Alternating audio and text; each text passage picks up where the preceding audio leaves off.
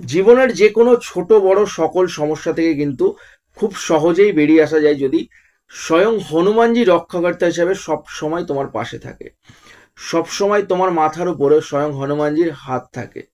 তাহলে অবশ্যই জীবনের সকল সমস্যা থেকে কিন্তু বেরিয়ে আসতে পারবে। কি করতে হবে?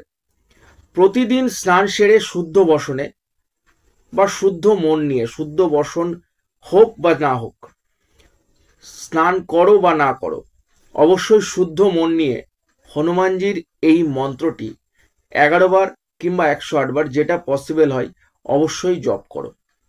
খুব ভালো উপকার মিলবে এবং সব সময় হনুমানজি স্বয়ং রক্ষাকর্তা হিসাবে তোমার পাশে থাকবে। মন্ত্রটা কি? ওং হং হনুমাতে নমঃ।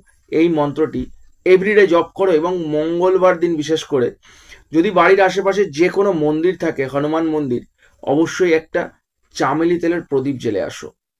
সকল মনের ইচ্ছা পূরণ হবে এবং হনুমানজি রক্ষাকর্তা হিসেবে সব সময় তোমার পাশে থাকবে।